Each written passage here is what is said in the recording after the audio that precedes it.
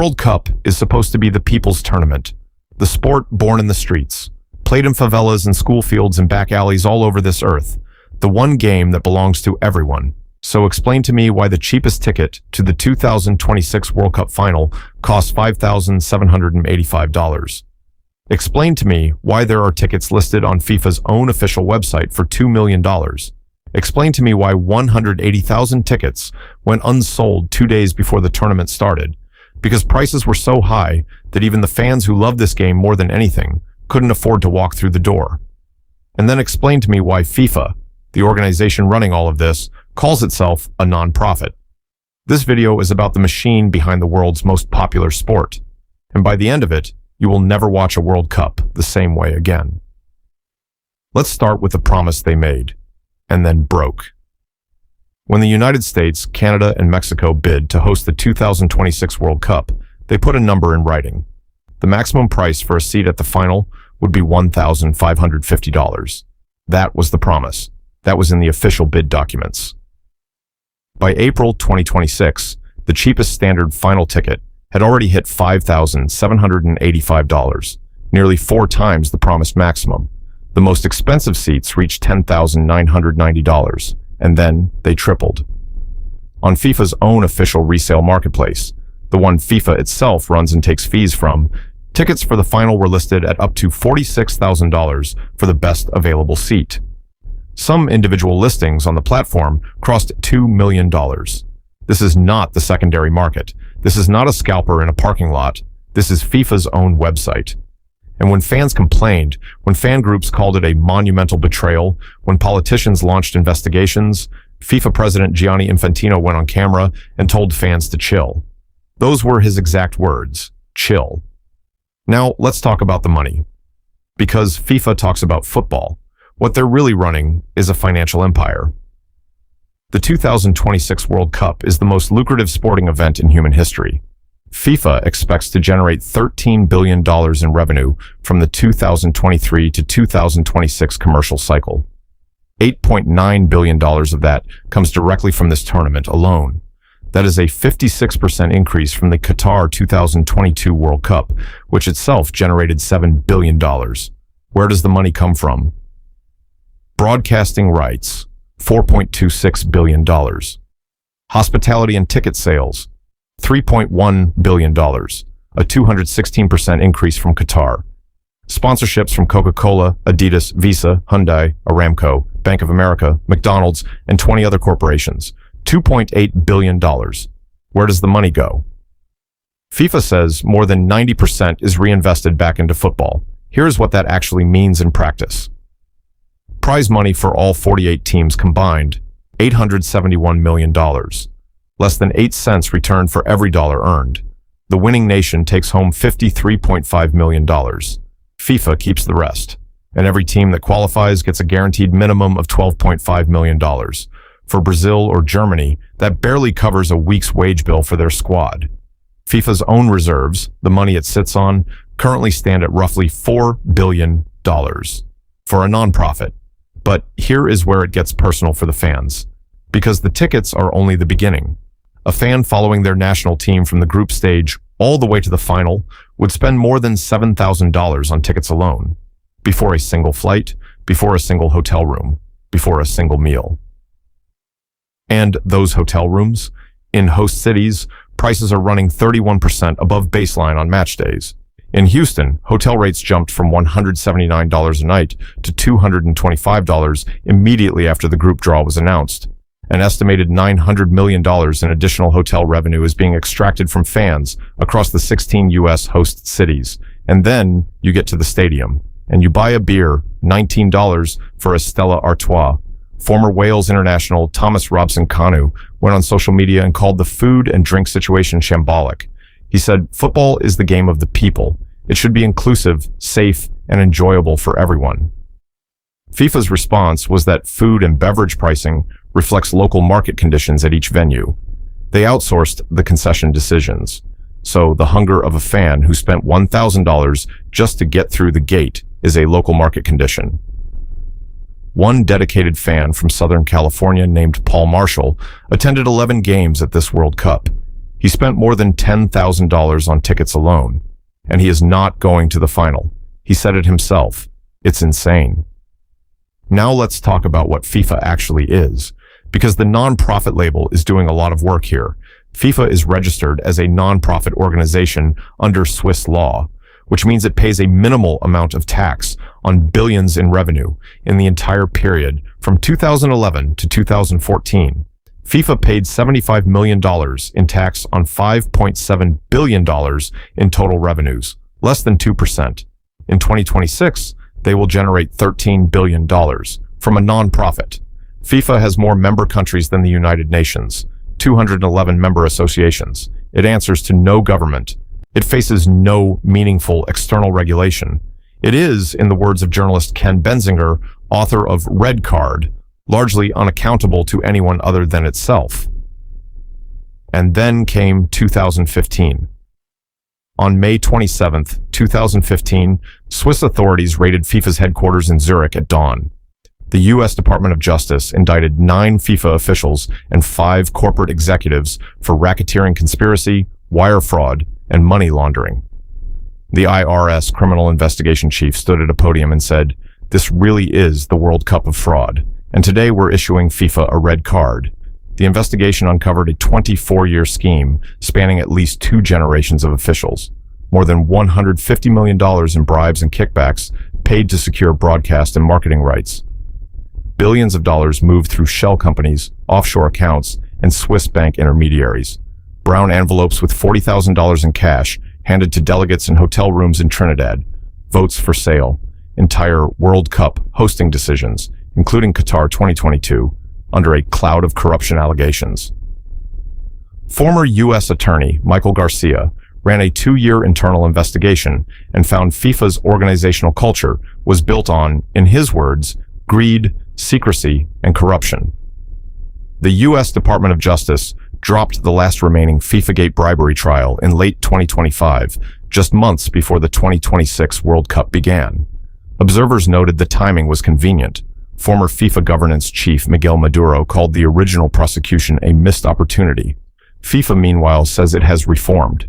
It has become transparent. It operates ethically. It hired compliance officers and updated its code of ethics. And then it introduced dynamic pricing and charged fans $46,000 for a seat at a football match. Dynamic pricing. Let's explain exactly what this is and why it matters. Dynamic pricing is when the price of something changes based on demand. Airlines do it. Hotels do it. Concert promoters do it. The price goes up when more people want the thing. The 2026 World Cup is the first time FIFA has ever used dynamic pricing for tickets. And the result is what you would expect when a monopoly with zero competition points a demand algorithm at the most emotionally charged event in global sport. When ticket sales opened in September 2025, group stage tickets started at $60. The cheapest final seats were listed at $6,730. Then the algorithm went to work. By December 2025, the cheapest final ticket was already $4,185. By spring 2026, the top category hit $10,990. By April, the cheapest standard final seat was $5,785. In Qatar 2022, comparable seats ran $55, a nearly tenfold increase. There is a crucial detail here that most people don't know. During the December lottery phase, there were more than 150 million ticket requests. The tournament was 30 times oversubscribed. With that kind of demand, FIFA had a choice. Keep prices accessible and fill every seat with passionate fans, or maximize revenue and price out ordinary supporters. They chose revenue. New York and New Jersey attorneys general launched a formal investigation into FIFA's ticket practices. They subpoenaed FIFA. The specific allegation being investigated is artificial scarcity. The supply may have been deliberately managed to drive prices up on FIFA's own authorized resale platform, where fees total around 30% of every transaction. FIFA earns money on every resale. The more the ticket price goes up, the more FIFA earns. Football Supporters Europe filed a formal complaint with the European Commission. Fan groups used the word betrayal. And 2 days before the tournament began, 180,000 tickets were still unsold. FIFA quietly slashed prices across all 104 matches at the last minute and returned 70% of its block-booked hotel rooms due to low demand. They reversed course. But by then, the fans who couldn't afford to come had already made other plans. Here is who paid the real price for all of this. The fans who are not in those seats, the ones who saved for years, who booked annual leave, who dreamed about watching their country play. One fan in Australia, Wade, had been planning to attend the 2026 World Cup with his son since Australia qualified. He booked 4 weeks off work. He was going to take his son to Vancouver to watch Australia's opening match. Then the ticket prices came out and he had to abandon the plan entirely.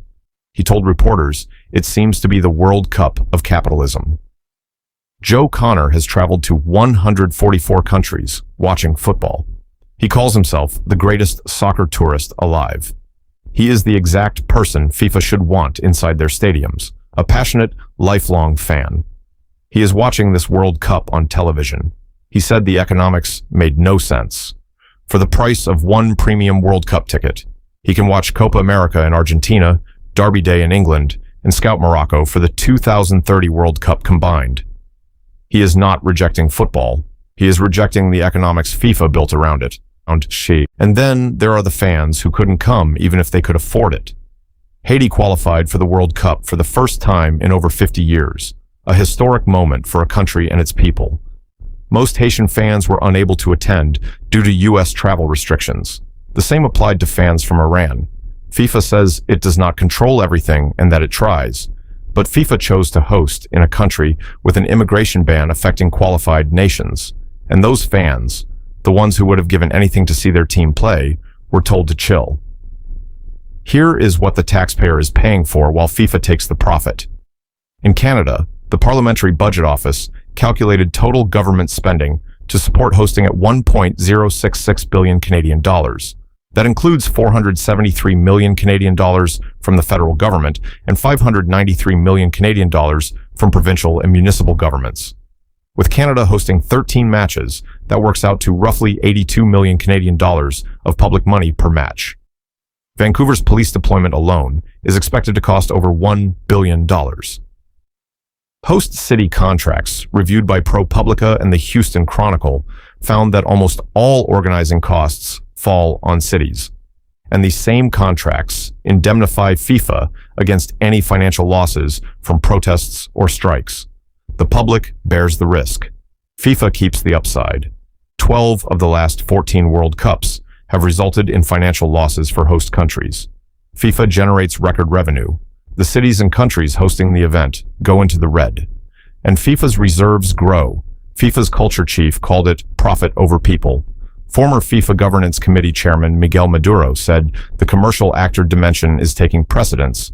As a regulator, FIFA should ensure that as many fans as possible have access to matches. As a commercial actor, FIFA is maximizing income. He said what we are seeing is that the commercial side is winning. Let's zoom out for a moment. Because what is happening with the 2026 World Cup is not an accident. It is the endpoint of a 30-year shift in what football is. In the 1970s and 80s, football was a working-class sport. Stadiums were cheap to enter. The atmosphere was raw. It belonged to ordinary people. Then came the TV deals. Then came the corporate sponsors. Then came the premium hospitality packages and the VIP boxes and the naming rights and the global broadcast rights and the 48-team tournament formats designed to maximize match inventory for advertisers. Each step made the sport more money. Each step pushed ordinary fans slightly further from the game.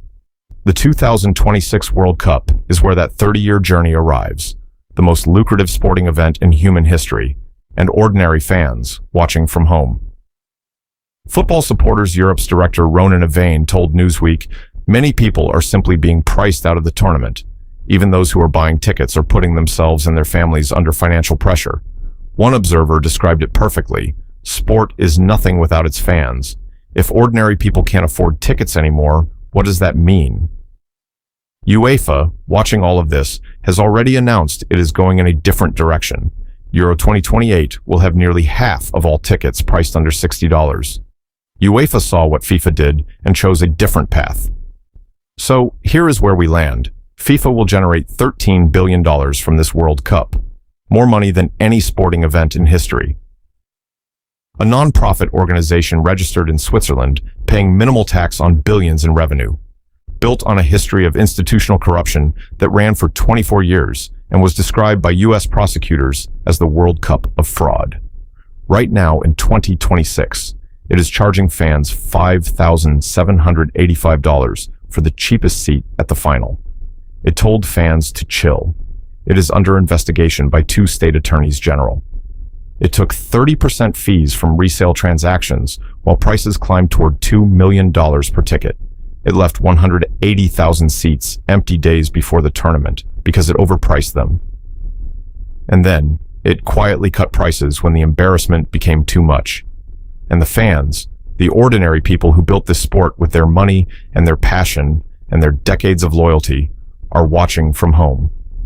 Football was always described as the beautiful game, the game that belongs to everyone, the sport you can play with a plastic bag tied into a ball if that's all you have. FIFA turned it into a luxury product and then told the people who couldn't afford it to chill. If this video opened your eyes, share it. Because right now, while this World Cup is happening, this story is being buried under highlight reels and goal celebrations. The people running this machine want you focused on the football, not the business behind it. Subscribe, comment below. Are you watching this World Cup from home because you couldn't afford to go? I want to hear from you.